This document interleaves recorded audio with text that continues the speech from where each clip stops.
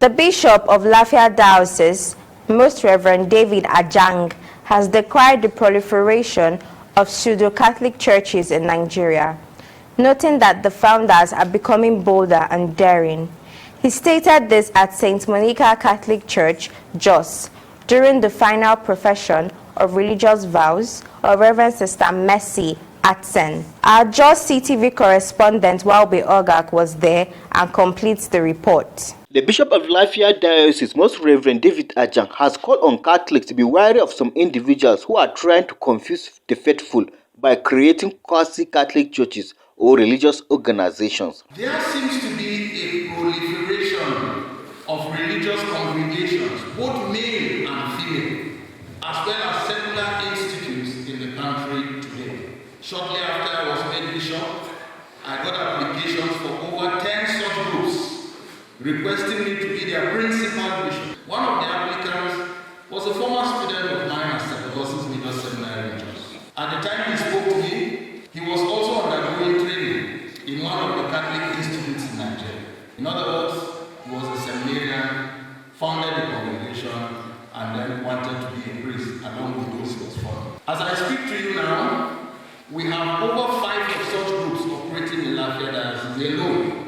Just yesterday, one of my priests posted on our diocesan WhatsApp an invitation to a priestly ordination, which is organized by the Catholic Archdiocese of Abuja, Roman Catholic Society of St. Pope Leo XIII.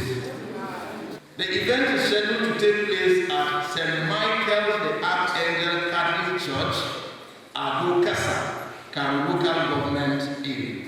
Abuja is in my diocese, Lafia, and I can state categorically that such a Catholic church does not exist. At least in our books, it does not exist. He said the founders of such churches are becoming bolder. So the founders of such churches have become bold and daring. The founders of such congregations have become bold and daring. A friend of mine built a theory around the proliferation of religious congregations and secular institutes. According to him, it is the means through which the devil is waging war against the body of Christ in an attempt to destroy the church. Speaking further, he said, after attempting in vain to destroy the church from outside, the devil has now changed tactic and is now bent on doing it from within. So he seems to have planted people within the church whose objective is to contradict everything the church stands for. The prelate noted that those people seem to have something in common. Most of the founders of the pseudo-Catholic churches, as well as members of the pseudo-religious congregations and secular institutes, seem to have something in common. Namely, they have an axe to grind with the church.